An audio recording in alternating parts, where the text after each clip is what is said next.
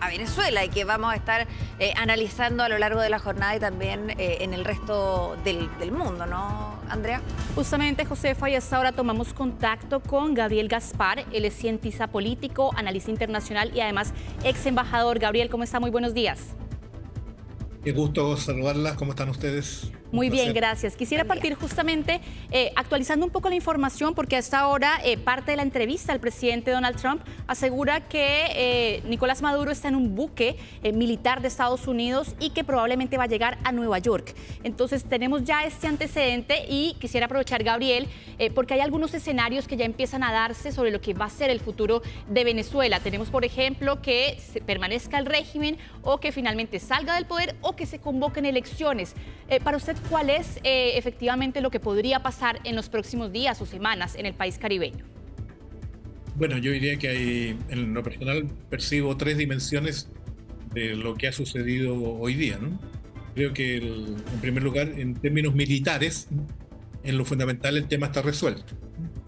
En segundo lugar, creo que está por definirse lo que tú acabas de resumir muy bien, que son cuál es el resultado político que salga de esto, y ahí hay muchos procesos en desarrollo. Y en tercer término, yo diría, están las repercusiones internacionales. Entonces, eso es lo que tenemos por delante, están en pleno desarrollo y, bueno, es un tema que obviamente le pone fin a una crisis que ya se extendía desde septiembre aproximadamente, cuando vino el primer despliegue.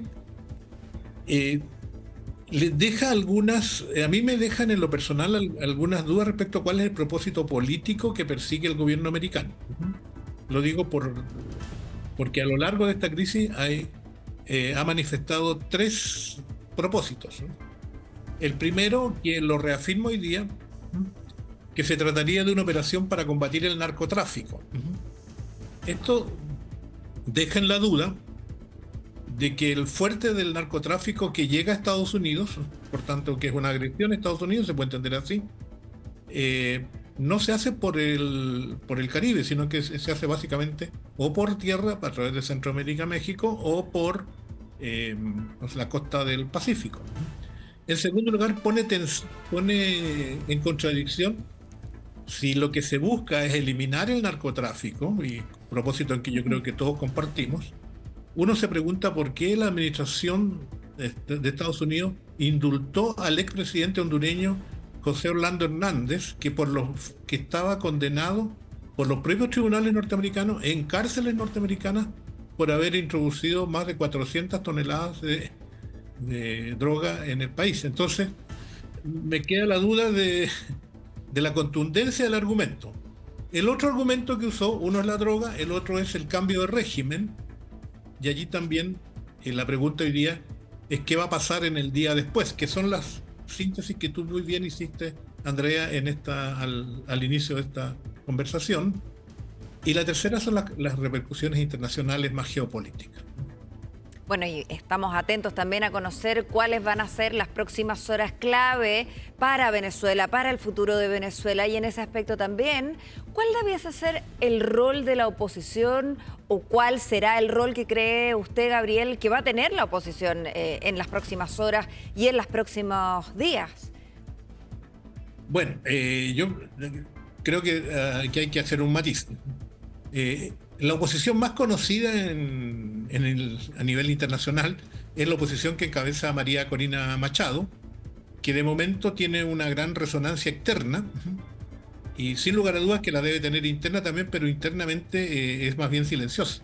Hasta la fecha, incluso en el día de hoy, de los reportes que me llegan desde el propio Caracas, digamos, de amigos que me comentan, es que la situación es absolutamente tensa en este instante. O sea, esto que vemos de manifestaciones es algo muy en el exterior, no tanto adentro del país, probablemente explicable por el clima de incertidumbre que debe predominar. Pero también hay otra oposición, que de los más conocidos es el lío Leopoldo Capriles, que es una oposición que está dentro de Caracas, que está dentro de Venezuela en general, que está muy activa y que particularmente es crítica de la acción del gobierno americano, sobre todo en lo que se refiere a la defensa de soberanía y en particular del petróleo. Gabriel, si hablamos, por ejemplo, de los últimos antecedentes que dio el presidente Donald Trump en la entrevista con Fox News, sabemos hasta ahora que Maduro fue trasladado en el buque de asalto USS Iwo Jima, que está ubicado en el Caribe. ¿Cómo entender también el hecho de que prácticamente extraen a este mandatario, al menos en la práctica, de este país? Y cómo analizar también ese contexto de que Estados Unidos usa ese despliegue militar que supuestamente era para combatir el narcotráfico, para finalmente extraer al presidente Nicolás Maduro. Bueno, tú lo explicas muy bien. Por un lado, uno se pregunta cuál era el motivo, la lucha contra el narcotráfico o el cambio de régimen, o uno podría agregar el petróleo, que el propio Trump dijo: devuélvame nuestro petróleo, lo dijo hace algún tiempo. Cosa que mete la duda para muchos países de América Latina, porque ¿qué pasaría si mañana se nos instala una flota frente a Chile y nos dicen devuélvanos nuestro cobre o nuestro litio? En fin, cada país tiene su riqueza básica. Entonces, lo que sí demuestra las acciones militares de la mañana, por eso yo decía que el tema de lo militar está bastante definido, porque de los datos que conocemos hasta la fecha, el fuerte del ataque fue realizado a través de una fuerza relativamente menor, básicamente de helicópteros, con el uso de cohetes y misilística, lo cual habla de el helicóptero, y me explicaban algunos profesionales, digamos, militares, que el helicóptero es particularmente frágil a una resistencia desde tierra, o sea, y además es más lento que un misil, es más lento que un avión de combate de última generación, como lo tienen los americanos en el portaaviones que está desplegado. Podrían haber enviado un Tomahawk, que es un misil de alta precisión y muy mortífero y de una gran velocidad. Pero entonces el ataque por helicóptero significa que no fueron detectados, entre comillas, durante mucho tiempo, porque demora mucho el helicóptero comparado con las otras armas. En segundo lugar, demuestra que no se usaron las defensas antiaéreas como las que tiene el ejército venezolano. Tiene un sistema de defensa antiaérea ruso, que no es de última generación, pero es bastante competente todavía. Y por último, la propia defensa, por ejemplo, del fuerte Twina, que es una base, y la base de la Carlota, que como toda instalación militar tiene que tener siempre desplegada una compañía de guardia. Gabriel. Y ahí no hubo ni una respuesta, lo cual te habla de una muy baja moral de combate. A ver, pero Gabriel, a ver si entiendo, ¿usted cree que hubo algún intento por contrarrestar este ataque de parte de Venezuela? No hubo ninguno, eso es lo que me llama la atención. Pero no estoy diciendo que no hayan tenido la capacidad. No hubo ningún...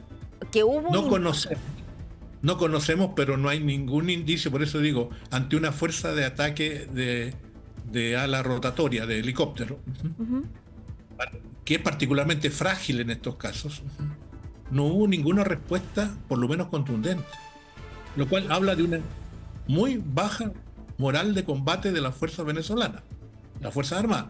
Claro. O, digamos, a lo mejor el material que tienen no está tan operativo como se dice. Sí. Bueno, ¿qué viene ahora, Gabriel? Yo creo que también es importante, y lo vamos a conversar también con Gilberto, pero Gabriel, también me gustaría conocer sus proyecciones, ¿no? ¿Qué es lo que podría venir ahora para Venezuela? No solo en las próximas horas, entendiendo que estamos muy atentos a lo que se vaya a conocer de cara al anuncio que haya de la Casa Blanca, al paradero y al estado en el que se encuentra también Nicolás Maduro, pero en general, en los próximos días, en las próximas semanas, ¿qué podríamos esperar para Venezuela? A ver, yo diría que el tema Maduro ya fue un tema que salió de la cotidiana venezolana, ¿eh? Pasa a ser un tema casi judicial y con las repercusiones políticas que pueda tener, pero ya no influye directamente en la interna venezolana. Lo que sí se pone al pie del día es la gobernabilidad en Venezuela. ¿Quién gobierna? ¿Quién está al mando?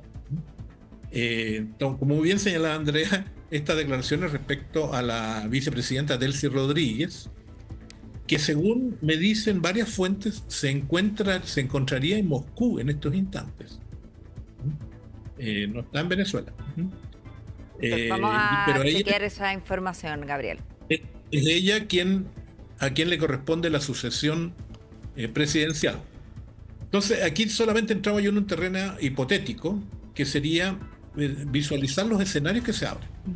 Que es lo fundamental, es un escenario de una transición pactada, porque ¿cuál es el peligro mayor que hay acá? Y es que se afecte la gobernabilidad. En un país donde hay escasez, hay mucha polarización, tirantez, resentimiento, y también hay mucha arma distribuida en grupos civiles. Bien, Entonces, ahí, en particular, yo me refiero a las llamadas milicias y sobre todo a los llamados colectivos. sí, los ¿cuál va a cuales- ser, claro, cuál va a ser el clima de tensión que posiblemente se pueda ir gestando, se pueda ir evidenciando a lo largo de la jornada? Gabriel Gaspar, cientista político, analista internacional y ex embajador, le agradecemos por haber estado también esta mañana con nosotros. En cualquier momento podríamos retomar el contacto con usted. Muchas gracias. Con mucho gusto, un cordial saludo.